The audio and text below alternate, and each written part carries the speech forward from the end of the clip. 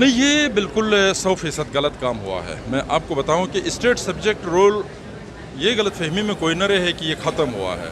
یہ مہاراجے کا بنایا ہوا قانون ہے، اور مہاراجے کے قانون کے اوپر قانون سازی کرنے کا کوئی ادارہ ابھی گلگت میں بنا بھی نہیں ہے، چونکہ گلگت بلتستان کی اسمبلی اس لائق نہیں ہے، اس لیول کی نہیں ہے. یہ عارضی سیٹلمنٹ ہے، ٹھیک ہے، یہ جو کچھ ہے، تو یہ اسٹیٹ سبجیکٹ رول کو کوئی توڑ بھی نہیں سکتا ہے ایک آرڈر کے ذریعے سے لیگلی. اب اس کی خلاف ورزی کرے تو یہ تو کر رہے ہیں، یہ غلط ہو رہا ہے.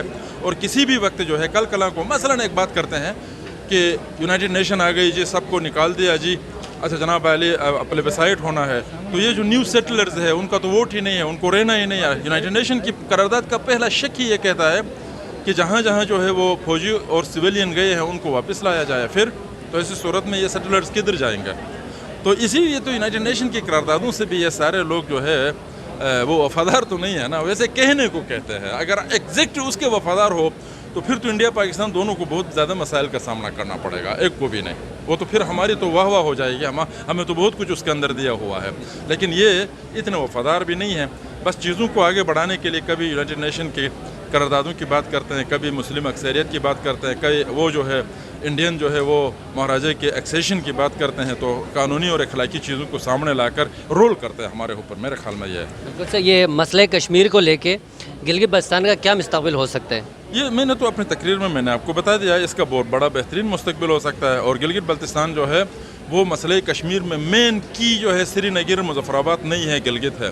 اس لیے کہ مظفر آباد اور سری نگر ہندوستان اور پاکستان کی انٹرسٹ کی جگہ ہے، جبکہ گلگت بلتستان جو ہے وہ پاکستان ہندوستان کے علاوہ چین اور امریکہ کی انٹرسٹ کی بھی جگہ ہے. تو لہٰذا اس کا ایک اچھا مستقبل ہے. ایگزیکٹ میں پریڈکٹ میں نہیں کروں گا، میں نہیں کر سکتا. تو اس کا جو بھی ہوگا، ہو سکتا ہے بہت بڑی جنگ چھڑ جائے، ہم سب تباہ و برباد ہو جائے، خدا نہ خواستہ بہت بڑا گڑبڑ ہو جائے. ہوگا تو بھی اس کے بعد بھی سیٹل تو ہونا ہے اس علاقے کو، تو اس سے پہلے بھی ہو سکتا ہے ایک نیگوسیشن ہو جائے، جو بھی ہوگا. لیکن میں سمجھتا ہوں ایک چیز ہوگا کہ گلگت بلتستان کے لوگوں کو بھی دنیا کے دوسرے لوگوں کی طرح حق حکمرانی اور حق ملکیت تو مل جائے گا. اس پر میں یقین ہے مجھے. بالکل سر، گلگت بلتستان کا جو ابھی کرنٹلی 2 میجر ایشوز ہے، ایک ایشو ہے ہیلتھ کا اور دوسرا ایشو ہے ایجوکیشن کا. وہاں پہ ایجوکیشن میڈیکل یونیورسٹیز وغیرہ، انجینئرنگ یونیورسٹیز وغیرہ، یہاں تک کہ کالجز بھی نہیں ہے، نہ ہونے کے برابر ہے. تو آپ ایک لیجسلیٹو اسمبلی کے ممبر ہونے کے وجہ سے آپ کا کیا رول ہے اس میں؟ آپ نے کبھی اس ایشو پہ وہ کیا؟ کروں گا، یہ تو آپ نے اہم چیز. آپ تو ایک قدم آگے بڑھ کے جو ہے نا ان ایڈوانس، چونکہ آپ ینگ ہے، آپ نے پوچھا کہ میڈیکل یونیورسٹی بھی، میڈیکل کالجز بھی، ڈاکٹر بنانے کے، ہم ہسپتالوں کو ٹھیک نہیں کر پائے، ہم موجودہ سکولوں کو ٹھیک نہیں کر پائے. 1.5 لاکھ روپیہ تنخواہ لینے والا جو سرکاری ہے وہ ہے ٹیچر ہے، اس کے بچے 10,000 روپیہ تنخواہ لینے والی ایک بچی کے پاس انٹرمیڈیٹ لڑکی کے پاس وہ خود ہی پڑھاتا ہے فیس دے کر. یہ صورتحال بہت زیادہ گمبھیر ہے. اس کو ٹھیک کرنے کے لیے جنگی بنیادوں پر کام کرنے کی ضرورت ہے. تو ہمارے وزیر اعلیٰ نے بھی اتنی بڑی کوشش تو نہیں کی ہے، لیکن آنے والے وقت میں بھی اس پر کوشش ہونی چاہیے. اس سے بھی بڑا کام، میں بلتستان کے بارے میں بھی اتنی معلومات میں رکھتا ہوں، مجھے پتہ ہے، لیکن گیزر ڈسٹرکٹ میں ہر غریب آدمی، بالکل مزدور آدمی 20 سے 30,000 روپیہ ایجوکیشن پر خرچ کرتا ہے، اور بہت بڑی انویسٹمنٹ ہے.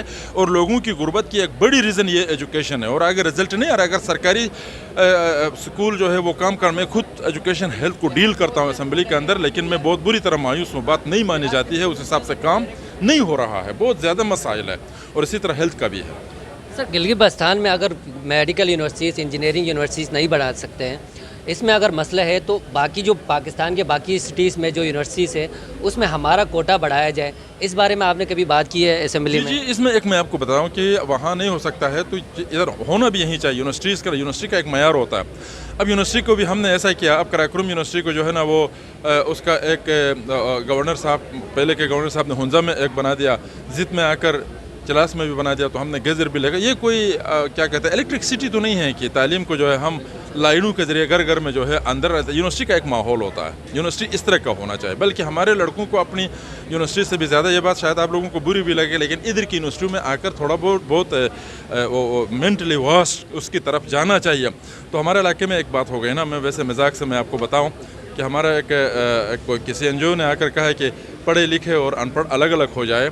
تو ہمارا ایک ماموں تھا، وہ جو ہے بیچ میں کھڑا ہو گیا.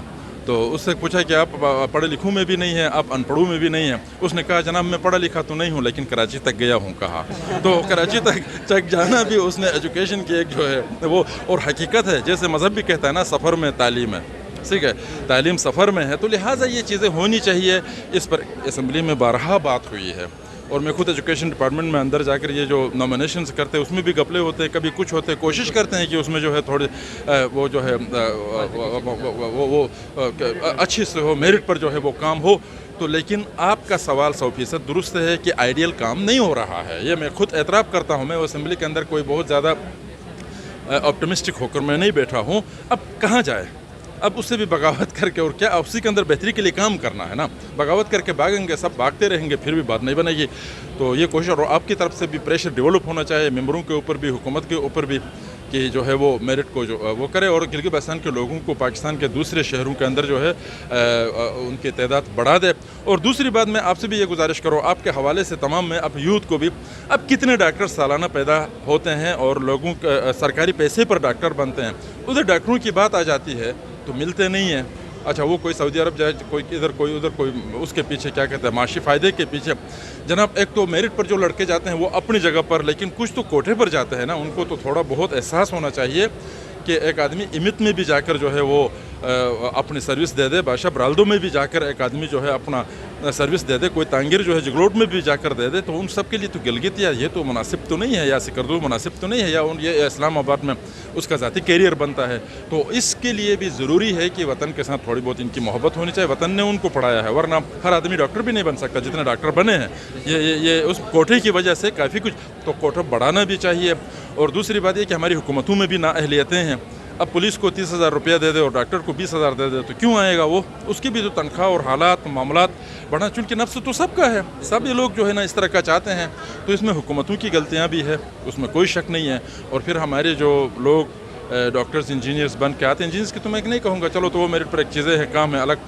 ڈاکٹرز کا خاص طور پر ہمارے معاشرے کے لیے ضرورت ہے, وہ ملتے نہیں ہیں, بہت مسائل ہوتے ہیں. تو اب تھوڑی بہت بہتری بھی لائی ہے حکومت نے, اتنا پرانا والا برا وہ نہیں ہے, ان کو اپ گریڈ کیا گیا ہے, اچھی خاصی تنخواہیں وغیرہ بھی بڑھائی گئی ہے. تو اب یہ چیزیں ہونی چاہیے. Thank you.